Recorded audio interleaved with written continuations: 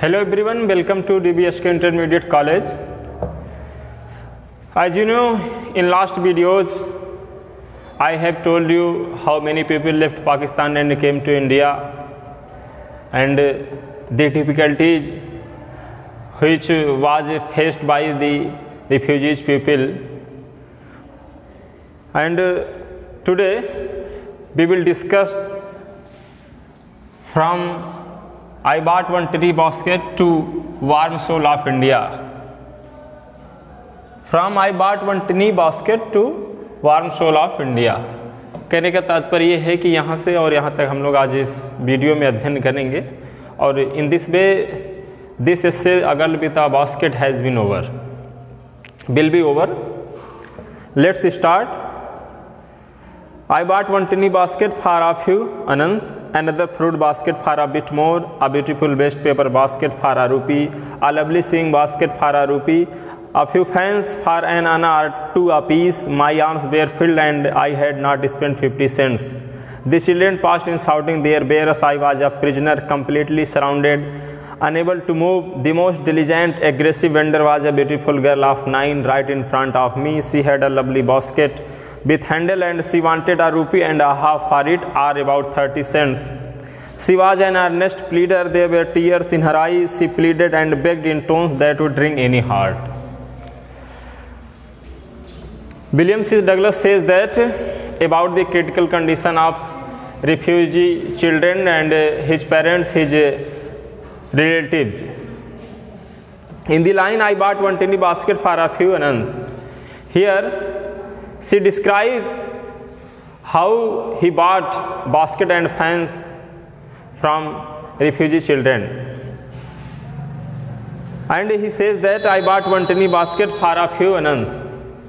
मैंने कुछ आने में एक टिनी बास्केट स्मॉल बास्केट खरीदी. मैंने एक कुछ आने में एक स्मॉल टोकरी खरीदी. Another fruit basket for a bit मोर, और थोड़े से अधिक में एक फलों के लिए टोकरी खरीदी. A beautiful waste paper basket for a rupee, और रद्दी कागज़ों के लिए मैंने 1 रुपये में एक टोकरी खरीदी. A lovely seeing basket for a rupee, और सिलाई के सामान रखने के लिए मैंने एक सुंदर टोकरी खरीदी. A few fans for an anna और 2 आ पीस, एक आने और 2 आने के हिसाब से मैंने कुछ पंखे खरीदे. सो we can say in other words, William C. Douglas, the writer of this lesson, A Girl with a Basket, bought a small basket. And we also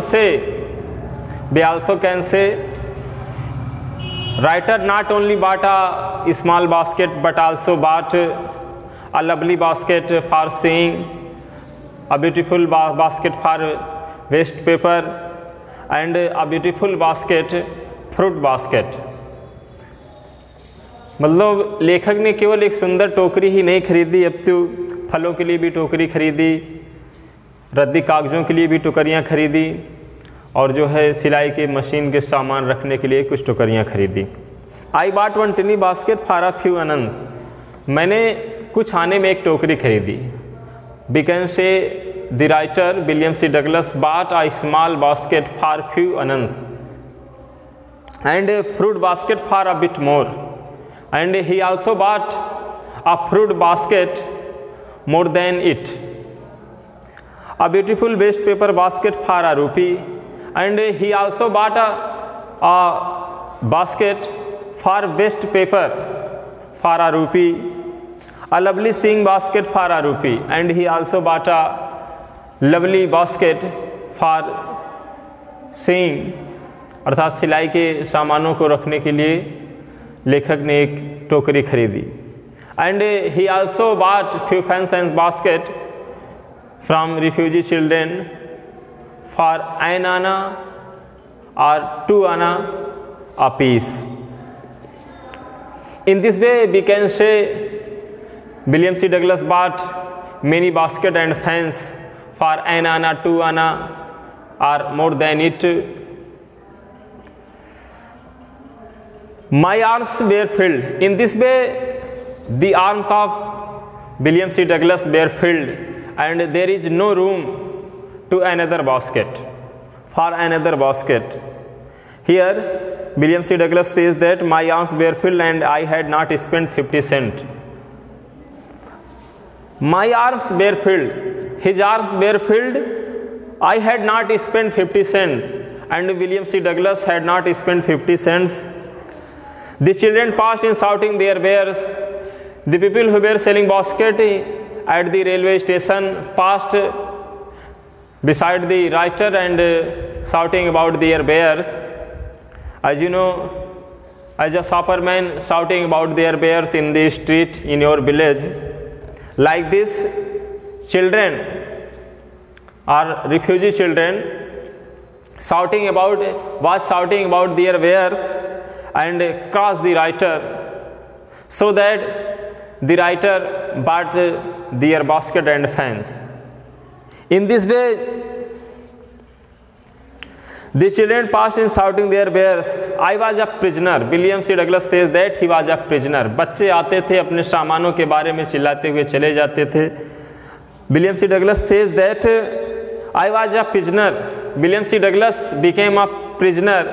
That is why he was surrounded by refugee children at railway station. And in this way he was a prisoner. He became a prisoner. He was look like a prisoner, completely surrounded, चारों तरफ से घिरे हुए, unable to move. We can say he was not able to move. That is why he was completely surrounded by refugee children. In this way, he looked like a prisoner. William C Douglas कैदी बने हुए थे, चारों तरफ से पूर्ण रूप से घिरे हुए बच्चों से, चलने में असमर्थ. हिंदी तर्जुमा देख लीजिएगा. माई आर्म्स वेयर फिल्ड, मेरी भुजाएं भरी हुई थी. And I had not spend 50 cent. I hardly spend 50 Saint.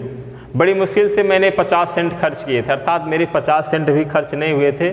मेरी भुजाएं बास्केट एंड फैन से भर गई थी. और we can say the arms of the writer were filled with fans and baskets. And William C Douglas had not spend 50 cent. William C Douglas 50 cent भी खर्च नहीं किए थे और उनकी भुजाएं बास्केट और फैन से भर गई थीं. The children passed in shouting their wares, बच्चे आते गुजर जाते अपने सामानों के बारे में चिल्लाते हुए. I was a prisoner completely surrounded unable to move, मैं एक कैदी बना हुआ था, चारों तरफ से घिरा हुआ, चलने में असमर्थ. The most diligent aggressive vendor was a beautiful girl of 9 right in front of me. In those refugee children who were selling basket at railway station, the most diligent, which means होता है laborious, परिश्रमी, the most laborious, aggressive, अपने सामान को जोर देकर बेचने वाली vendor was a beautiful girl of 9 years old. Stand before the writer, अपने सामान को जोर लगाकर बेचने वाली अत्यधिक परिश्रमी एक सुंदर बालिका लेखक के सामने खड़ी थी. Among those refugee children, उन शरणार्थी बच्चों में who were selling basket at railway station, or we can say who gathered around the writer, among those the most laborious and aggressive vendor was a beautiful girl of 9 years old. Stands in front of the writer, लेखक के सामने खड़ी थी. एक अपने सामानों को जोर देकर बेचने वाली एक सुंदर बालिका लेखक के सामने खड़ी थी. She had a lovely basket with handle. That girl had a lovely basket with handle. उसके पास हत्थे वाली एक टोकरी थी. And she wanted a rupee and a half for it. और इस टोकरी के लिए वह 1 रुपये और आधे रुपये, कहने का तात्पर्य उसे 1.5 रुपये चाहिए थे. और अबाउट 30 सेंट्स, यदि हम अमेरिकन कॉइन्स की बात करें तो उसे 30 सेंट चाहिए थे. उस टोकरी के लिए उसे 1.5 रुपये चाहिए थे या 30 cent. She was an earnest pleader, उसकी याचना में लगन थी. There were tears in her eyes, उसकी आंखों में आंसू थे. She pleaded and begged in tones that would ring any heart, और जिन स्वरों में वो अपने सामानों के बारे में बताती थी, जिस सादगी और विनम्रता के साथ वह सामानों के बारे में बताती थी, that would ring any heart, उससे किसी का भी हृदय पिघल जाएगा. तो in this way when the William C Douglas saw a beautiful girl of 9 years old before him, then he realized that would any heart ring, it means that there is nobody who cannot show pity on her. That is why there were tears in her eyes, उसकी आंखों में आंसू थे. And she pleaded and begged in tones, वो अपने सामानों को बड़े ही विनम्रता के साथ लोगों को बताती थी, अपने सामानों के बारे में बड़े ही सादगी के साथ लोगों को बताती थी, और जिस सादगी के साथ बताती थी उससे किसी का भी हृदय पिघल जाएगा. Or we can say she had a lovely basket with handle. The girl who was 9 years old at railway platform among those refugee children had a lovely basket and she wanted a rupee and a half. कुल मिलाकर उसे 1.5 रुपये चाहिए थे, और about 30 cents अथवा लगभग 30 Saint उसे चाहिए थे. She was an earnest pleader, उसकी याचना में लगन थी, बड़ी ही एग्रेसिव नेचर से वो अपने सामान को बेच रही थी. She was an earnest pleader मतलब पूरी लगन से वो अपने सामान को बेच रही थी. There is seriousness in selling basket of those 9 years old girl. There were tears in her eyes, उसकी आंखों में आंसू थे. She pleaded and begged in tones that would wring any heart. This is the most important to show pity on her by William C Douglas. जिस सादगी और यातना के साथ, जिस विनम्रता के साथ वो अपने सामान के बारे में बताती थी या बेचती थी, किसी का भी हृदय पिघल जाएगा. इन this way here William C. Douglas is trying to tell us how they earn money for their living, for their food, for their articles, necessary articles. And he also says that the critical and complicated situation of refugee children, why they are selling basket at railway station. They were selling basket at railway station to earn money for their food, for their home, for their property, for their articles, necessary articles. And further he says that, the writer says that, my arms were full, I had no room, let alone any need for another basket.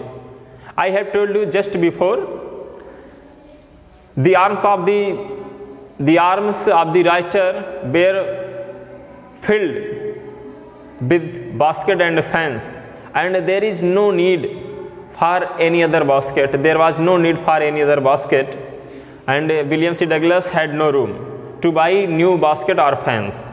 My arms were full. His arms were full. I had no room. Or we can say, William C. Douglas have no room to buy new basket or fans, let alone any need for another basket. मेरी भुजाएं भरी हुई थी, I had no room, मेरे पास जगह नहीं थी. William C Douglas बता रहे हैं कि उनकी भुजाएं भरी हुई थी, आवश्यकता का कोई प्रश्न ही नहीं था कि दूसरी टोकरी खरीदी जाए. उनकी भुजाएं भरी हुई थी और उनके पास किसी अन्य टोकरी या फैंस के लिए जगह नहीं थी. For another basket, balancing my basket and fans on my left arm. Balancing का मतलब होता है साधना. Balancing his fans and basket on his left arm. William C Douglas balancing basket and fans, his basket and fans on his left arms. I reached into my right coat pocket.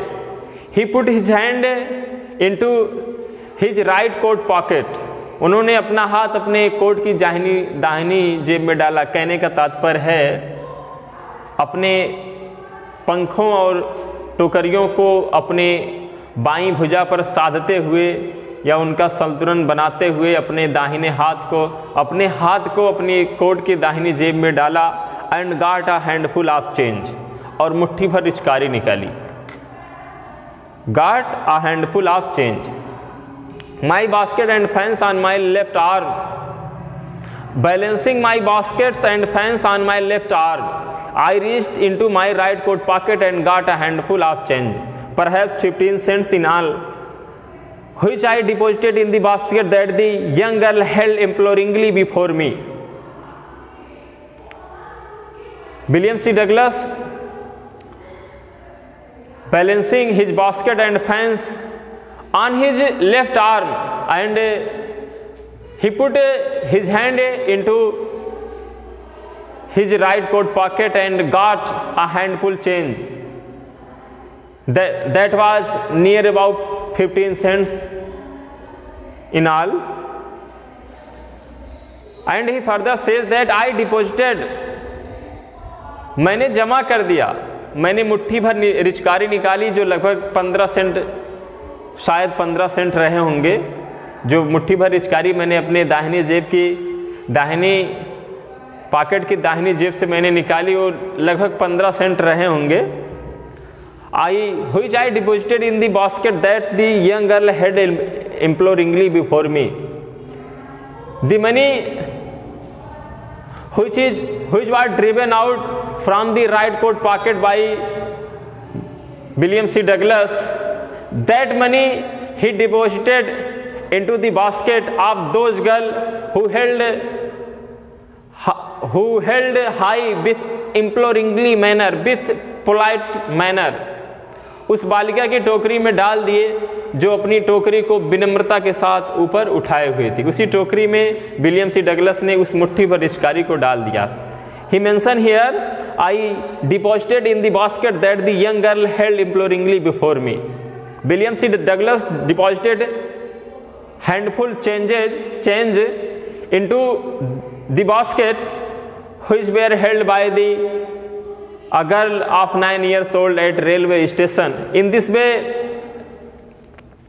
I tried to explain. William C. Douglas tried to explain him. William C. Douglas ने उस बच्ची को समझाना चाहा that I could not buy the basket but extended, कि मैं तुम्हारी टोकरी नहीं खरीद सकता हूँ but extended, किंतु इसके बदले में the gratuity as a substitute, किंतु मैं तुम्हें दान दे रहा हूँ, किंतु मैं तुम्हें खैरात दे रहा हूँ, मैं तुम्हें दान दे रहा हूँ, मैं तुम्हारी टोकरी नहीं खरीद सकता। मैंने उसे समझाने का प्रयास किया, विलियम सी डगलस उसे समझाने का प्रयास किया कि मैं तुम्हारी टोकरी नहीं खरीद सकता, किंतु मैं तुम्हें दान दे रहा हूँ।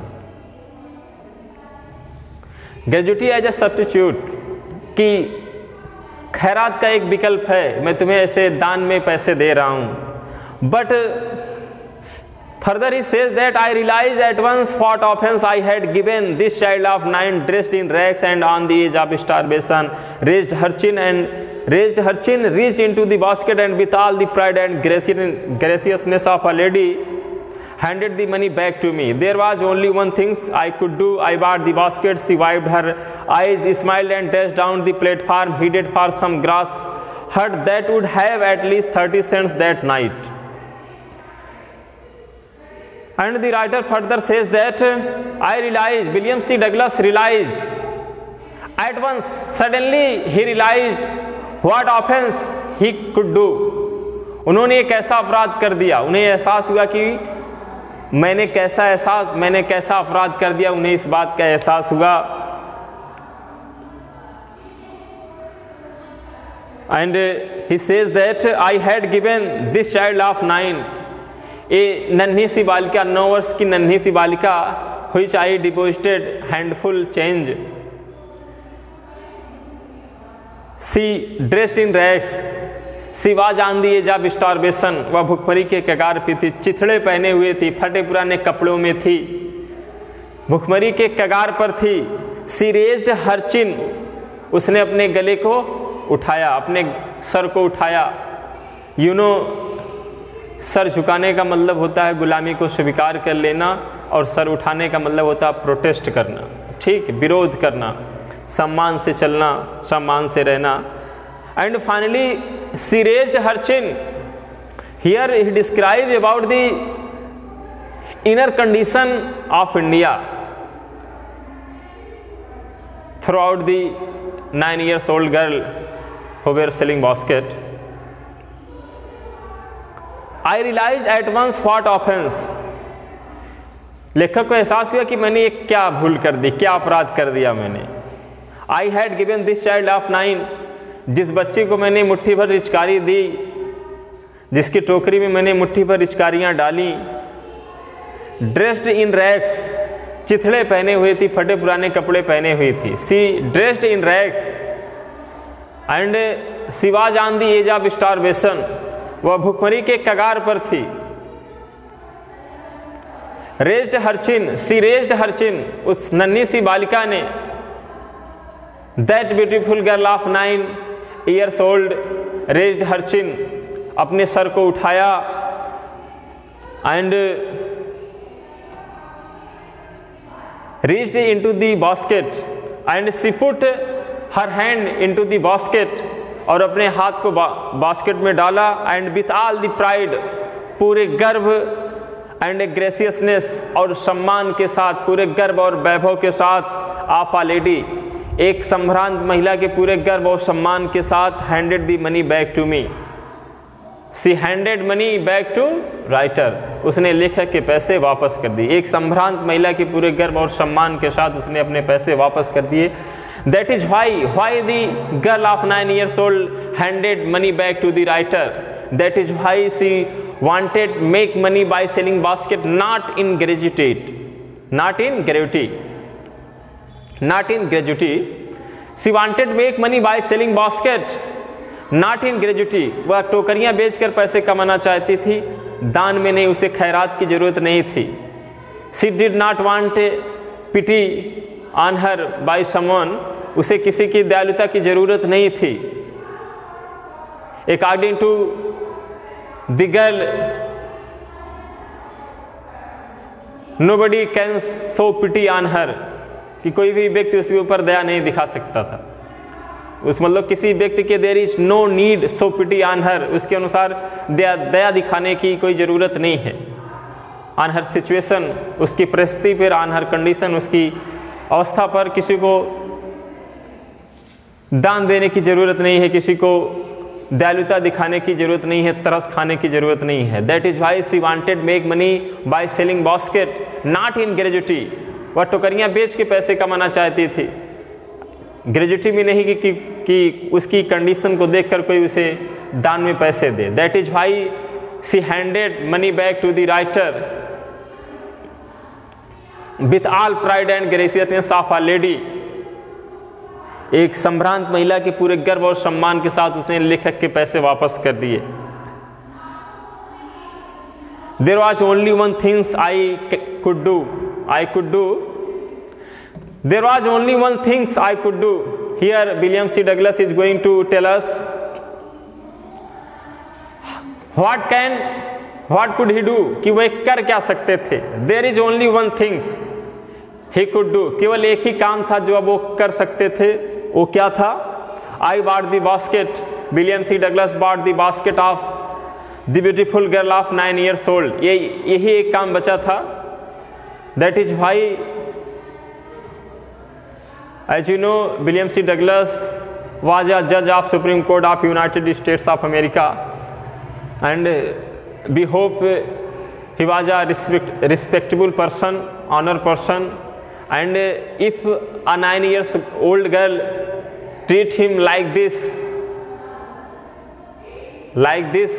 if a girl of 9 years old treat him like this, she handed money back to the writer, is not a dishonest, is not a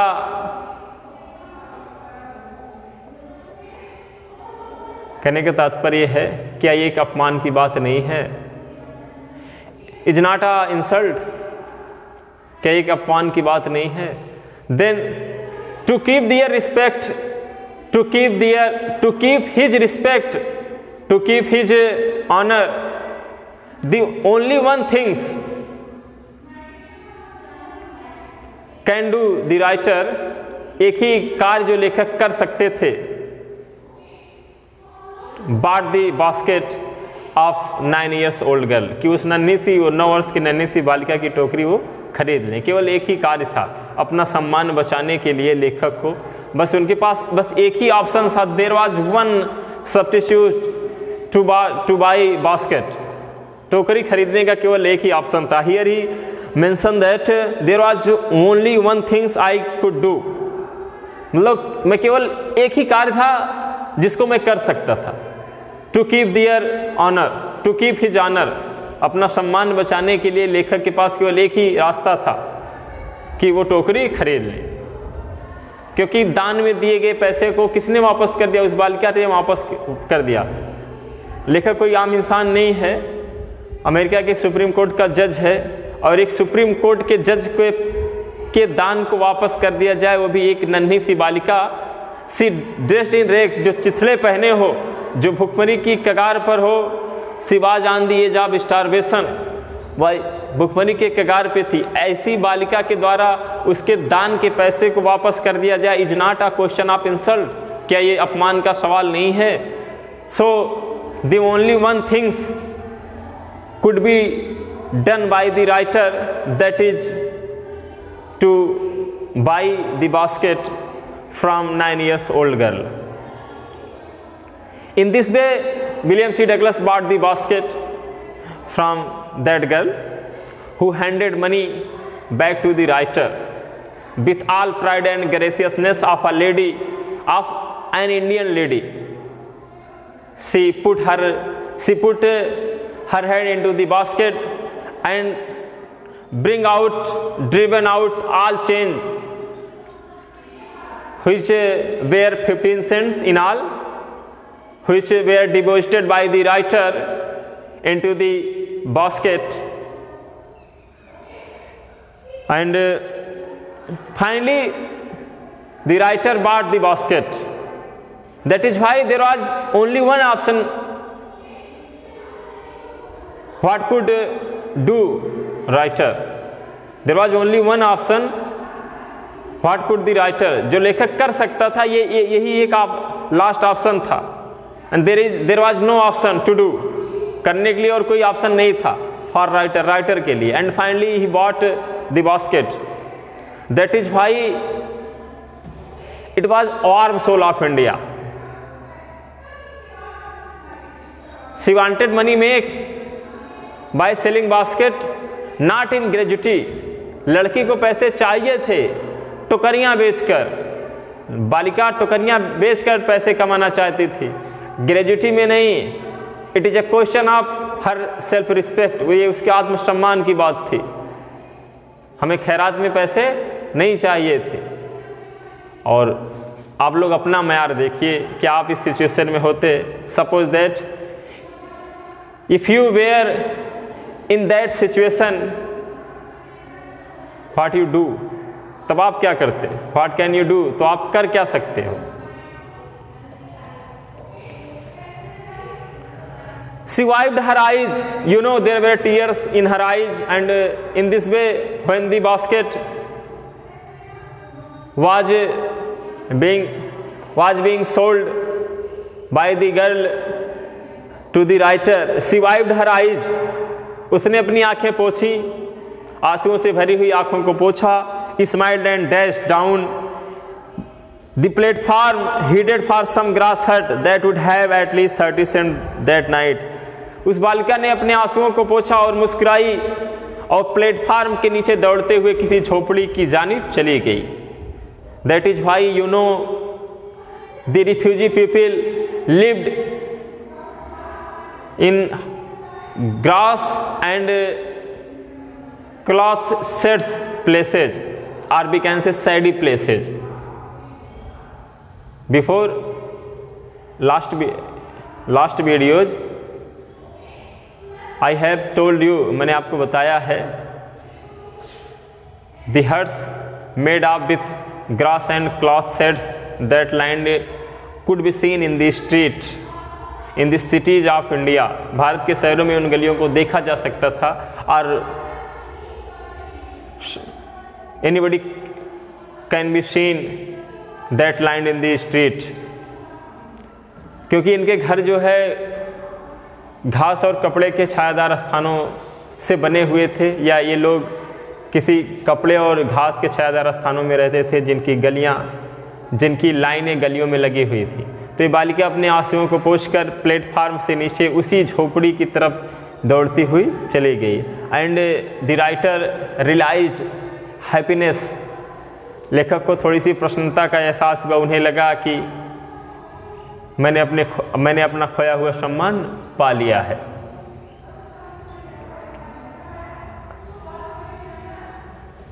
That would have at least 30 cents that night. तो लेखक ने सोचा, the writer thought that she had 30 cents that night at least, चलो कम से कम उस रात उसके पास 30 Saint तो थे, 30 सेंट थे।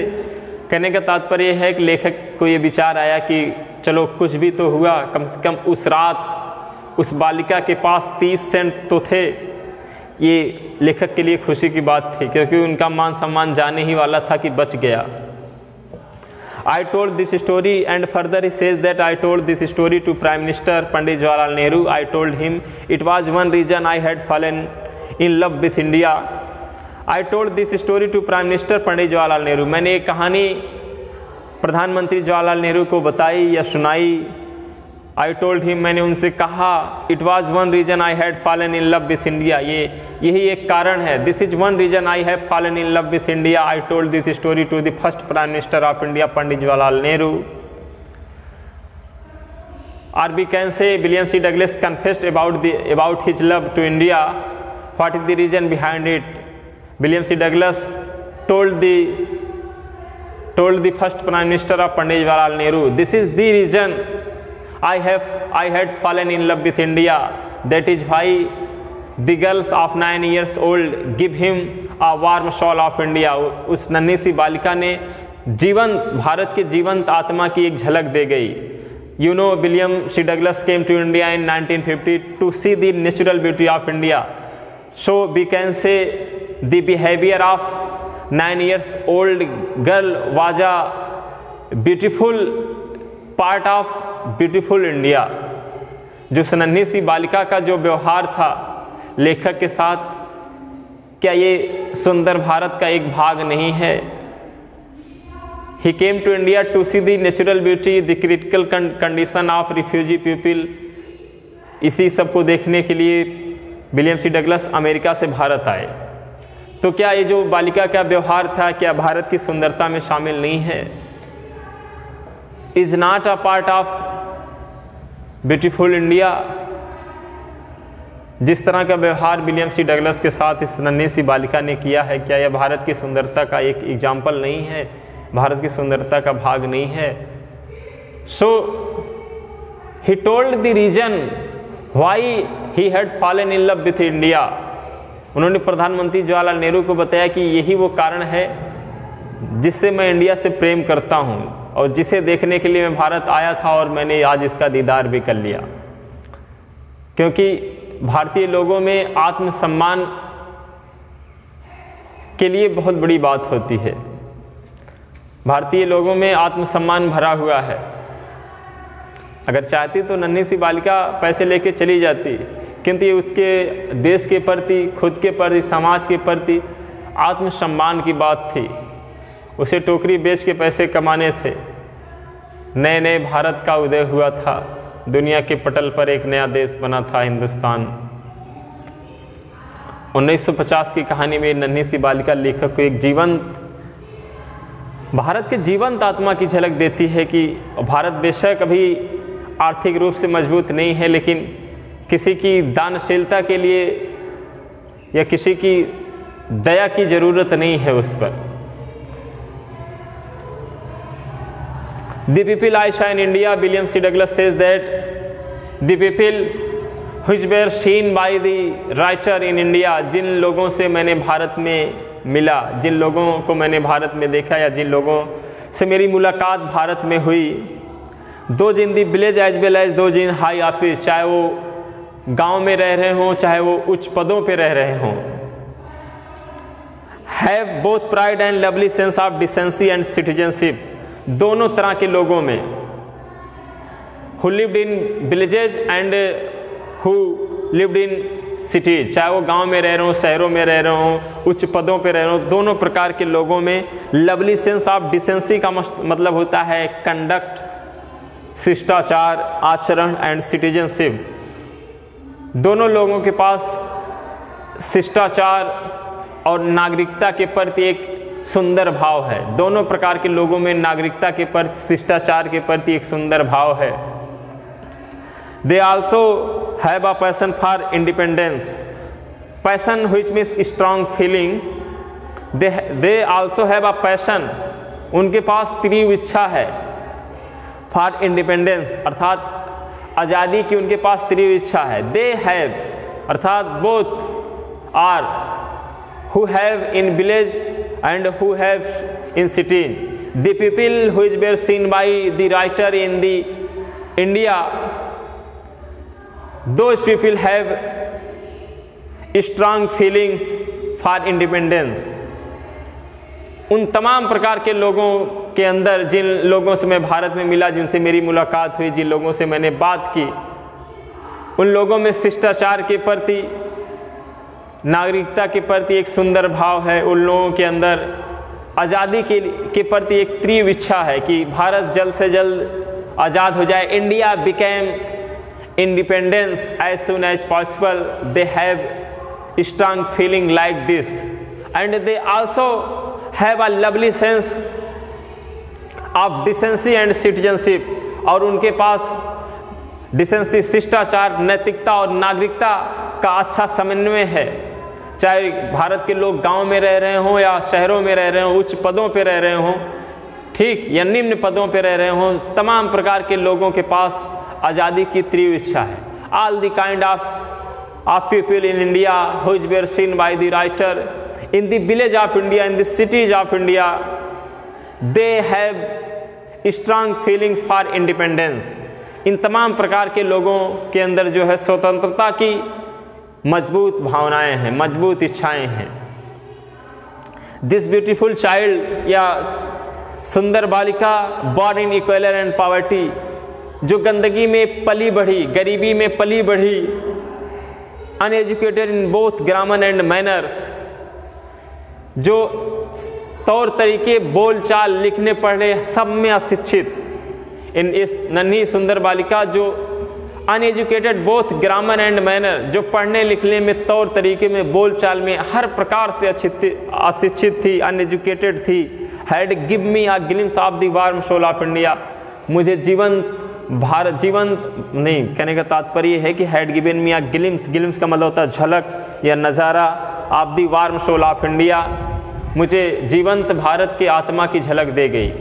कहने का तात्पर्य है जो ये बालिका जो गरीबी में, कीचड़ में पली बढ़ी, रहन सहन और जो है बोल चाल, लिखने पढ़ने में अशिक्षित, इस नन्ही सी बालिका ने मुझे भारत के जीवंत आत्मा की झलक दे गई। मुझे glimpse, give me a glimpse of the warm soul of India. Warm soul of India का मतलब होता है जीवंत, भारत के जीवंत आत्मा की एक झलक। ये नन्ही सी बालिका मुझे भारत के जीवंत आत्मा की एक झलक, कहने का तात्पर्य था कि भारत के लोग जिंदा हैं। जिंदा होने का मतलब उनका ज़मीर जिंदा है, उनका ज़मीर मरा नहीं है। ज़मीर का मतलब होता आत्मसम्मान, उनका सेल्फ रिस्पेक्ट अभी जिंदा है। अभी नया नया भारत बेशक बना है, लेकिन लोगों के अंदर आत्मसम्मान की कोई कमी नहीं है। उनके ऊपर दानशीलता दिखाने की ज़रूरत नहीं है, और ना तो किसी की दानशीलता के लिए आँख लगाए हुए खड़े हैं। तो इन दिस वे हमने सीखा the condition of the refugee people who came India from Pakistan by the fear of religious fanaticism. You know, refugee people having left all their property and houses, he will have to come in India from Pakistan, and as you know, they were very poor in Pakistan, and their long journey made him further poorer. In this way, They could carry only was some food and some belongings, articles, and it did not long last. The food was over in short time, and finally some of them began to fall on the bayside and died where they fell down. In those refugees people, a beautiful girl of 9 years old who were selling basket at railway station before the writer. The writer saw that was a laborious girl of 9 years old,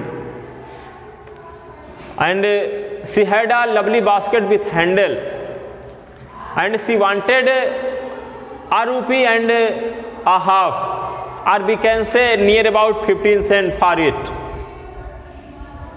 But writer had no room for any other basket, for any other fence.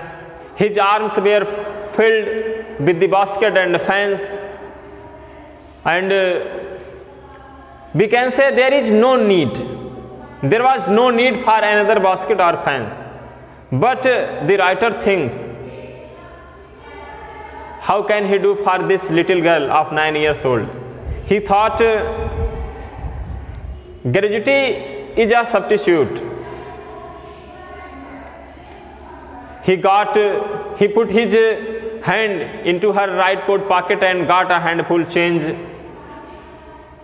which was near about 15 cents in all, and he deposited all their money, which is driven by the right coat pocket, into her basket.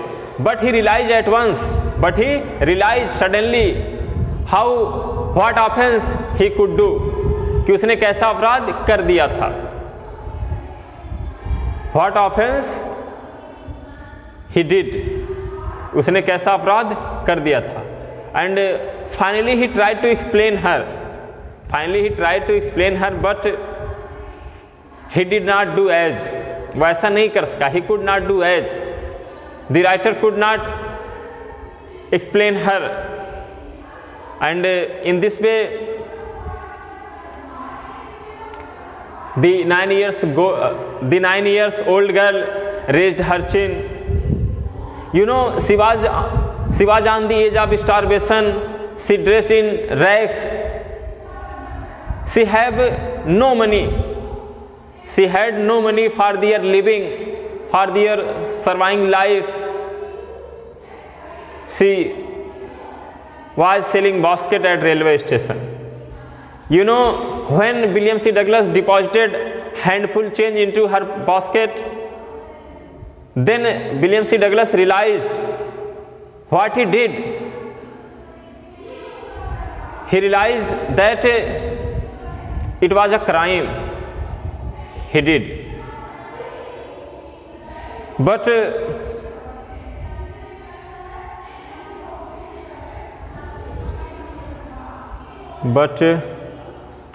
wait 1 minute.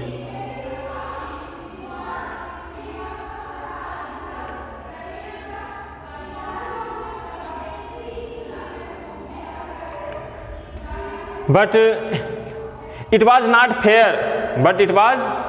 fair for those girls. उस बालिका के लिए अच्छा नहीं था, ये उचित नहीं था. She raised her chin, and with all pride and graciousness of a lady, she handed money back to the writer. That is why she wanted to make money by selling basket, not in gratuity. According to the girl of 9 years old, she did not want pity on her, or we can say according to her, there was no need to show pity on her. कोई जरूरत नहीं थी उसके ऊपर दया दिखाने की. It was a question of her self respect. ये उसके आत्मसम्मान का सवाल था. She was not a beggar. वह भिखारी नहीं थी. It is a question of her self respect. That is why she raised her chin and handed money back to the writer with all pride and graciousness of a lady. And you know she was on the edge of starvation, कि एक बालिका जो भूखमरी के कगार पर हो, how can you expected, तुम कैसे आशा कर सकते हो कि इस तरह का कार्य एक छोटी सी बालिका कर सकती है, कि वो दान में दिए गए पैसे को वापस करती है। Who was on the edge of starvation, who dressed in rags, जो चिथड़े पहने हो, जिसको पहनने के लिए कपड़े नहीं है। There was no cloth for wear, there was no food for eating। ऐसी बालिका, such a girl handed money back to the writer। Is not the question of self respect, क्या ये आत्मसम्मान का सवाल नहीं है? एक ऐसी बालिका जो चिथड़े पहने हुए है, फटे पुराने कपड़े पहने हुए, जिसको पहनने के लिए कपड़े नहीं है, खाने के लिए भोजन नहीं है, रहने के लिए घर नहीं है, जो छप्पर में रहती है, घास और कपड़े के बने गए छायादार स्थानों पर से रहती है, ऐसी बालिका दान में दिए गए पैसे को वापस कर दे तो क्या आत्मसम्मान का सवाल नहीं है? And it made the writer feel insult. ये बात राइटर को थोड़ा सा अपमानजनित लगी। राइटर ही वाज अ जज of supreme court United states of America. America के जज, अमेरिका के सुप्रीम कोर्ट के जज को पैसे कौन वापस कर रहा? Pay attention here. एक नन्ही सी बालिका जो चिथड़े पहने हुए है, भुखमरी के कगार पर है। तुलना देखिए कि कौन किसको पैसे वापस कर रहा है, जिसके पास ना तो घर है, ना तो खाने को सामान है। जिस बालिका के पास अपना कुछ भी नहीं है, वो बालिका दान में दिए गए पैसे को वापस करती है। Is not a question of self respect. She was not beggar, वो भिखारी नहीं थी। To give money to the 9 years old girl was a crime। These things realized by the writer, कि बालिका को दान में पैसे देना एक अपराध था। इस चीज की, इस बात का एहसास लेखक को होता है एडवांस तुरंत। जैसे ही as soon as he deposited his money into her basket, then he realized what offense, what I did, कि मैंने क्या कर डाला।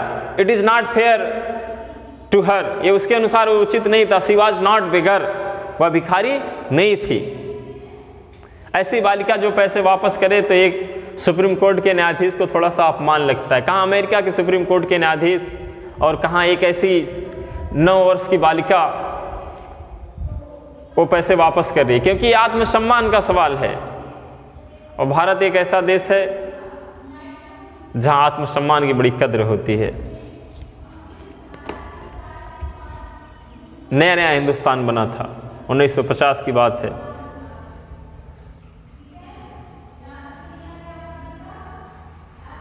And finally, in this way, there was only things what the writer could do। एक ही option था, there was one option to do for the writer, that was buy basket, that was to buy basket, टोकरी खरीदने का एक ही option था, एक ही विकल्प था कि लेखक टोकरी को खरीद ले। यदि लेखक टोकरी नहीं खरीदेगा तो उसका आत्मसम्मान गया, क्योंकि ऑप्शन यही था ना, दान में पैसे दिए वापस आ गए। And you know there were tears in her eyes, and लेखक says that in this lesson a girl with a basket there were tears in her eyes, उसके आंखों में आंसू थे। And she begged in like those tones that would ring any heart, जिन स्वरों में वो विनती करती थी, अपने सामानों के बारे में बताती थी, उससे किसी का भी हृदय पिघल जाएगा।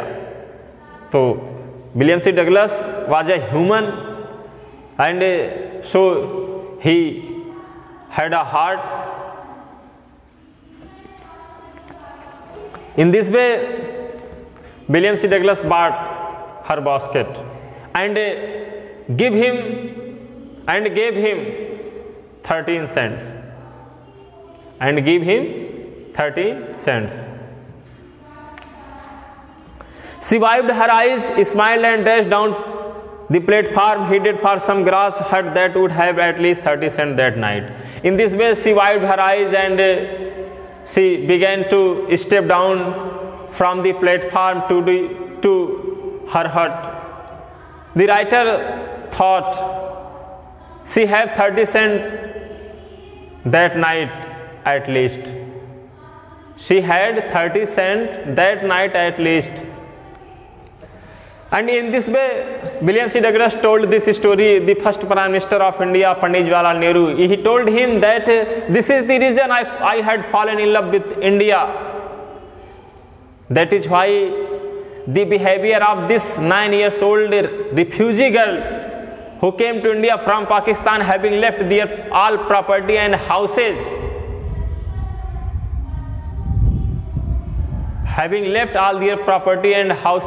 and came to India. The behavior of this girl of 9 years old is a part of beautiful India. It is a part of natural beauty of India. It is not a behavior of human, it is a part of natural beauty. William C. Douglas came to India in 1950 to know, to feel the natural beauty of India. So we can say the character of 9-year-old girl in your first lesson, a girl with a basket, is not a part of natural beauty of India. You know what is different between Surat and Seerat.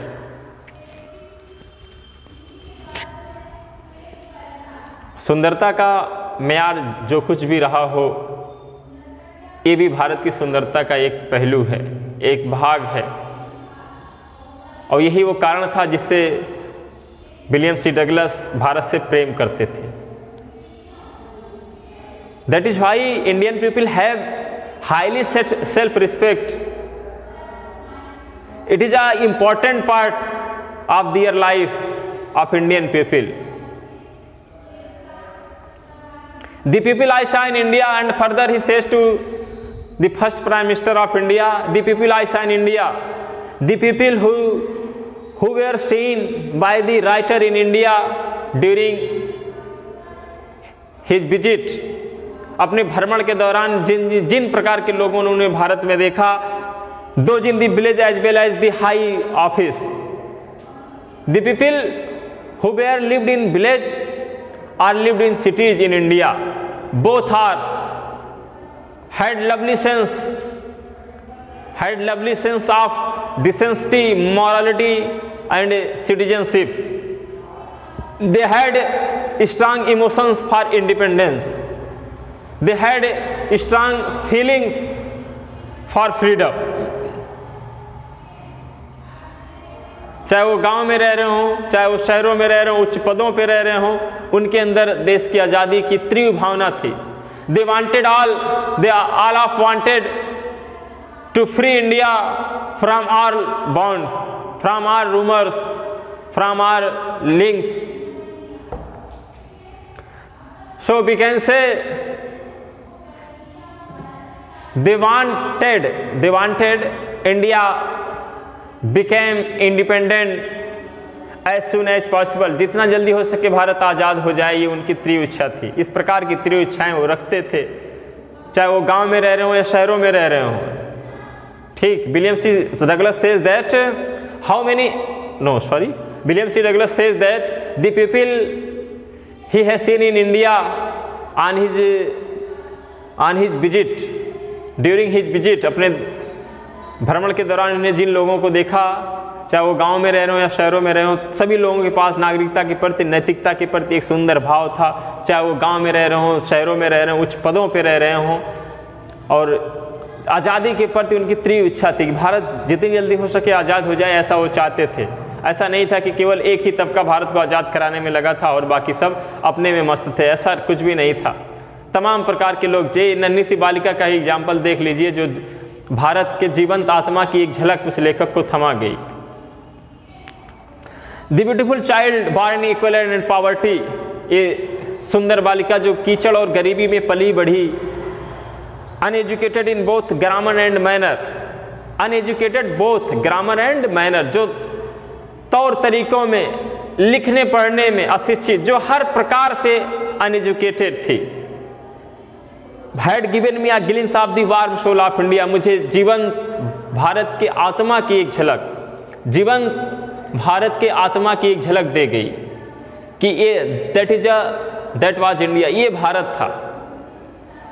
लेखक को ये पता चला कि ये भारत था, कि वहाँ के लोग दान में पैसे नहीं लेंगे, आपको खैरात देने की कोई ज़रूरत नहीं है, परिश्रमी हैं, एग्रेसिव हैं, लेबोरियस हैं, डिलीजेंट हैं, पैसे कमा लेंगे, आपको दया दिखाने की कोई ज़रूरत नहीं है।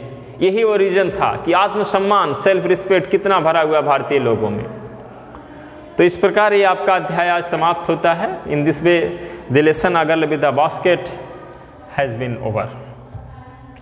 If you have any confusion so please come on WhatsApp group. तो फिलहाल आज के वीडियो में इतना ही। यदि आपको लगे कि ये आपके काम की चीज़ है, ठीक, आपको पसंद आती तो वीडियो को लाइक करिएगा, शेयर करिएगा। साथ ही साथ जो लोग इस चैनल पर नए आए हुए हैं, DBSK इंटरमीडिएट कॉलेज के यूट्यूब चैनल पर जो लोग पहली बार विजिट कर रहे हैं, उन लोगों को यदि लगे कि उनके काम की चीज़ तो चैनल को सब्सक्राइब करें, बेल आइकन भी दबा लें ताकि आपको नए नए अपडेट्स बराबर मिलते रहें। तो फिलहाल इस वीडियो में इतना ही। तब तक के लिए धन्यवाद।